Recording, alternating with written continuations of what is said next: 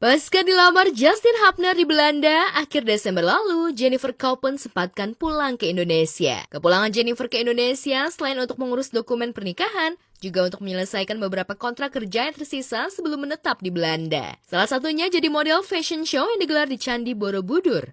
Kebetulan bukan Jennifer saja yang jadi model, tetapi juga Kamari. Aku lagi ada di Jogja, di Magelang. I'm so happy to be here. Dan kesempatan kali ini aku senang banget bisa datang lagi karena aku bakalan fashion show. But anyways, acaranya tuh ada di Borobudur, di Candi Borobudur. So it's so beautiful to be here.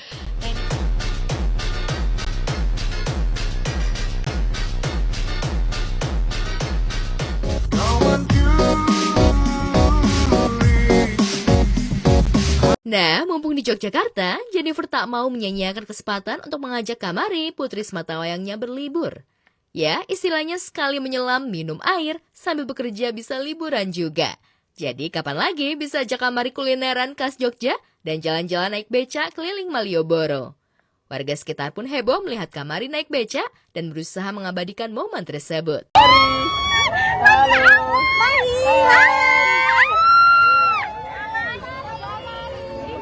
Strawberry.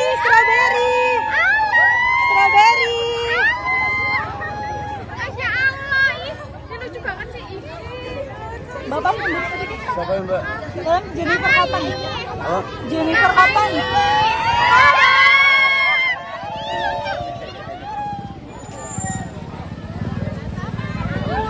Rupanya beberapa video Kamari dan Jennifer di Jogja menuai protes dari Justin Hapner. Lewat unggahan media sosial pribadinya, Justin memperingatkan para fans untuk menjaga jarak saat mengambil gambar calon istri dan putri sambungnya.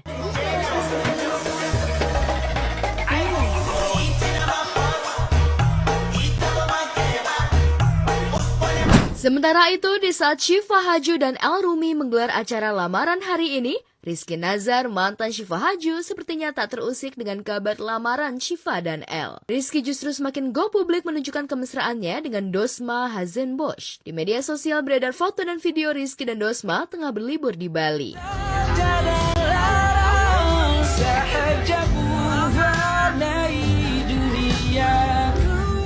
Foto tersebut seolah membuktikan bahwa Rizky dan Dosma ada hubungan spesial. Sebelumnya, Dosma dituding sebagai penyebab kandasnya hubungan Syifa dan Rizky, meskipun hal itu sempat dibantah oleh Rizky. Tapi waktu akan menjawabnya.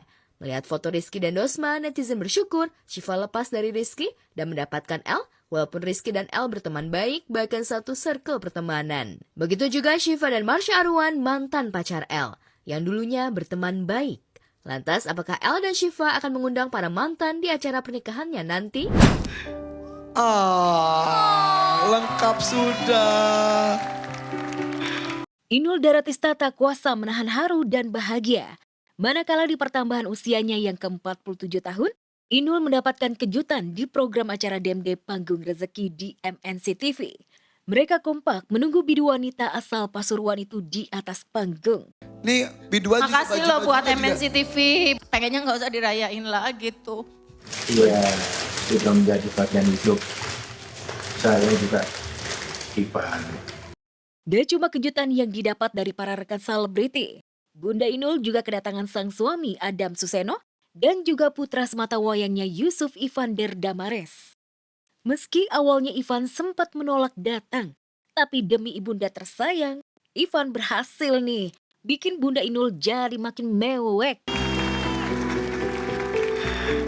kepasrahan, keikhlasan seorang ibu.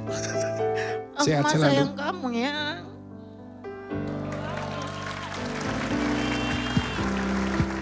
Pulangnya agak malam, jadi sekalian bikin skenario gitu. Mobil masuk rumah langsung bermabok. Akhirnya mama sampai nangis-nangis, baru papa turun kasih kue gitu. Usia Inul dikatakan sudah tak lagi muda.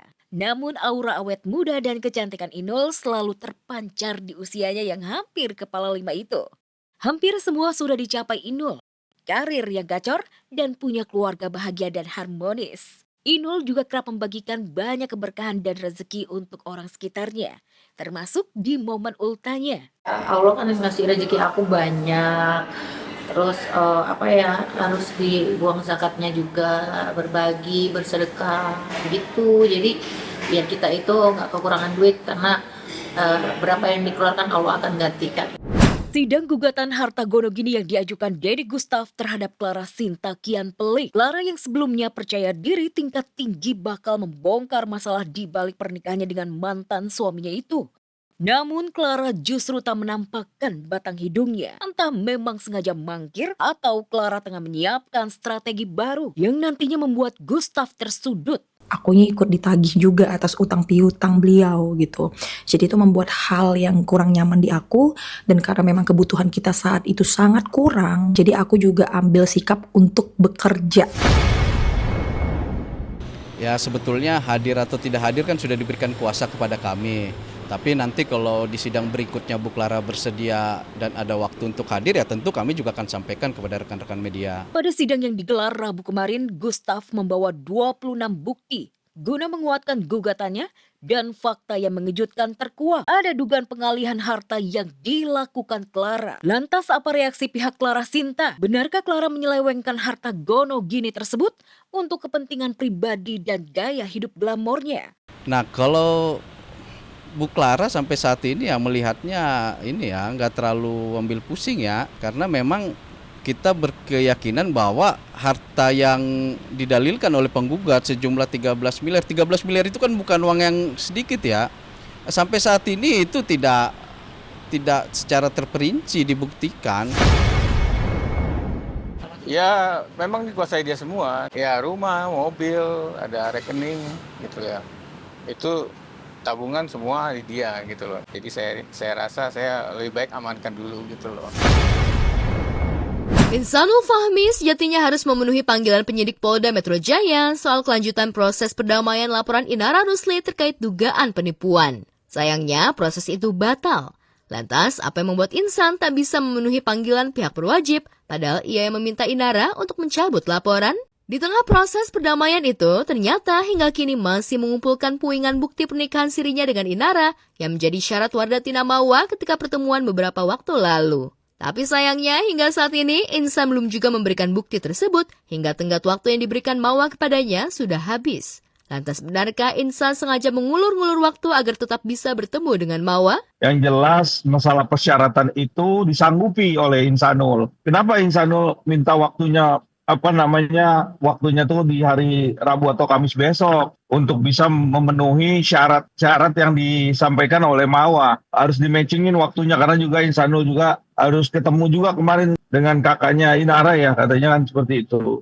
Saya rasa nih bukan satu hal yang perlu diragukan lagi karena ustadz, saksi, wali dan semuanya tuh bisa dilakukan konfrontir atau dipertemukan. Bahkan juga bukti-bukti nanti akan disampaikan juga. Terlepas Insan masih cinta atau harus memilih Inara, Mawa sepertinya sudah tak peduli. Kemarin Mawa terlihat sungkem seraya meminta doa kepada kedua orang tuanya sebelum ia melangkahkan kakinya untuk ke Baitullah menjalankan ibadah umroh bersama putra semata wayangnya. Selain umroh di tanah para nabi itu, Mawa juga seperti ingin mengadukan semua kegundahan hatinya karena dikhianati oleh suaminya sendiri. Bermunajat di Raudoh, tempat yang dipercaya semua doa dikabul Sang Pencipta.